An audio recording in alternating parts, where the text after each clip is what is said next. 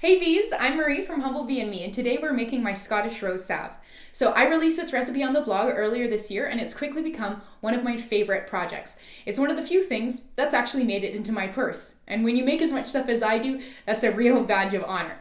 So this salve is a wonderful all-purpose sort of rose and vanilla scented body butter, lip balm, hand cream, whatever you want. I use it all over, which is part of the reason it's made it into my purse. It's super versatile. It also smells great and sinks into your skin really, really quickly, so you're not left feeling greasy, just smelling a little bit rosy. This salve is tinted a lovely pink with Carmine, or you can use red iron oxide. Carmine gives you a real true pink, whereas the red iron oxide gives you more of a ruddy red. So I've actually divided my batch in two and done Carmine in one half and red iron oxide in the other, so you can see the color difference for yourself before you choose what kind of colorant you want to use. You can also use nothing. You can leave the balm totally naturally colored as well. That's totally up to you. And really all we're going to do is measure, melt, stir and pour, and we're done. So come on, let's get started. We'll start our Scottish Rose Salve by measuring 12 grams of beeswax, 12 grams of castor oil,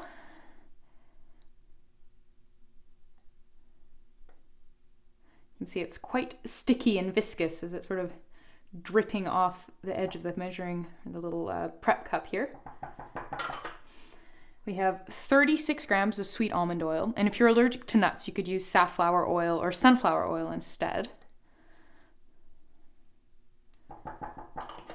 And 1 gram of rose wax. You can see rose wax is a pretty unassuming, kind of soft gray lump.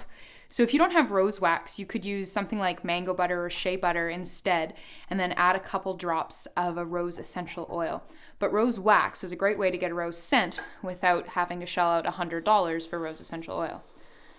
Then we're going to pop this in a water bath. So I've just got a saute pan here that has about 1 inch or 3 centimeters of water in it. And I'm going to go put this on my stovetop over medium heat for about half an hour to melt everything through. Because I've got some pretty big chunks of beeswax in here, this will probably need a full half hour, but if your beeswax bits are smaller, you might not need that long. So the temperature we're going for is we want the water to be steaming hot at just a very bare simmer, but we don't want it to be tossing the measuring cup around. There's no need for that much excitement. All right, let's go. While the oils and waxes melt, we're going to measure out pigments. So this here is Carmine, and I'm going to try to do about half of a nip. So a nip in this measuring spoon set is 1/64 of a teaspoon. So that's like 1/128 of a teaspoon. Precision here isn't too terribly important since we're honestly just going to, we're aiming to tint the balm, not to make it colorful like a lipstick on the skin. So just a tiny bit. And then I'm just wiping off any of the Carmine excess from my spoon before grabbing a little bit, roughly the same amount of red iron oxide. So the point is to show you how red iron oxide and Carmine color products differently. So I'm going to divide up our oils and waxes into 2 different halves and then blend the pigments in so you can see the difference in the final color. So it's been about half an hour and everything is melted through. So we're going to pull the measuring cup out of our water bath and set that aside. And so because I'm doing a 2 colorant demonstration, I'm going to divide this in half by weight. So it's about 30 grams per half.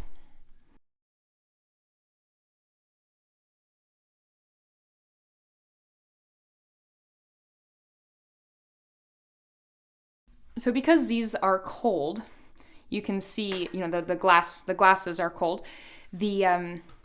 Everything is setting up. We can't blend the pigments in like that. So I'm going to pop these back into our water bath and make sure the water is shallow enough that you're not going to overwhelm your prep cups, because of course this is much taller. I mean, chances are you're probably not going to do this part. You're probably just going to stir in your colorant of choice and then pour it into your container. But for the purposes of this experiment, I need to go remelt these.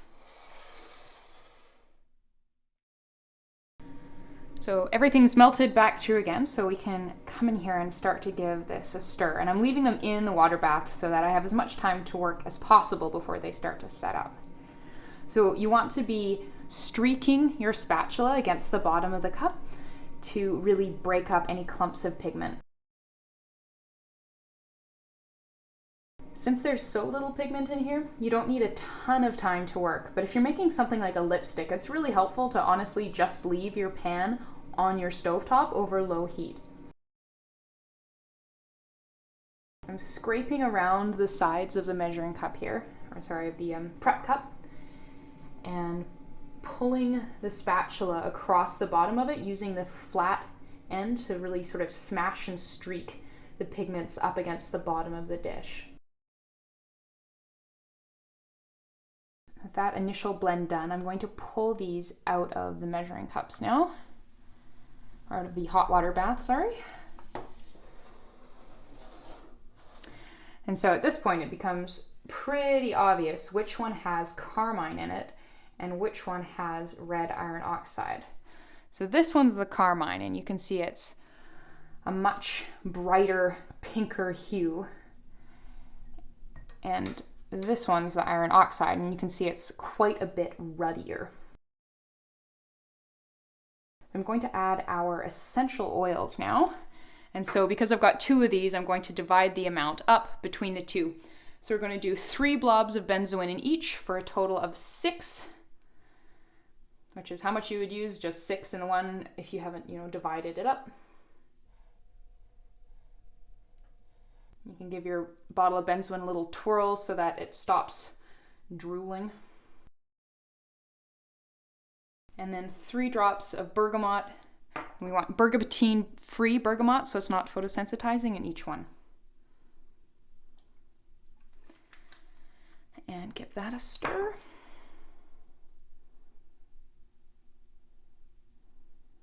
So of course, with the scent of the rose wax, now we've got the vanilla note of the benzoin and a little bit of a citrusy hint from the bergamot. So it's a really lovely scent blend.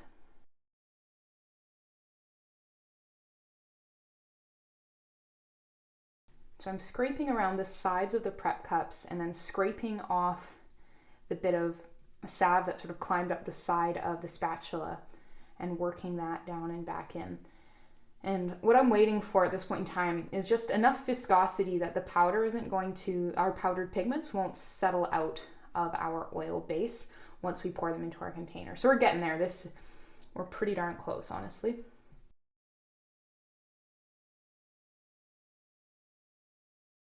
All right, let's pour these. I've got some 1 ounce tins here, so they hold about 30 grams. So there's probably going to be a bit of leftovers because this is about 30 grams of oil, and because oil is lighter than water, they hold 30 grams of water, not 30 grams of oil.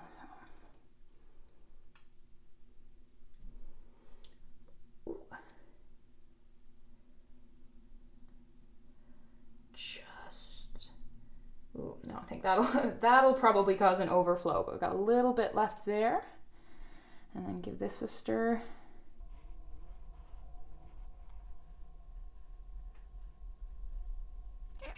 So I'm going to leave these to set up. They should set up pretty quickly because there's beeswax in there, which has a pretty high melting point, and they're pretty small containers.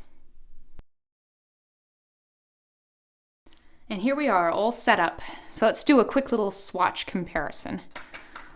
Set these aside here. And I've got a piece of white paper towel so that we can really see the color contrast.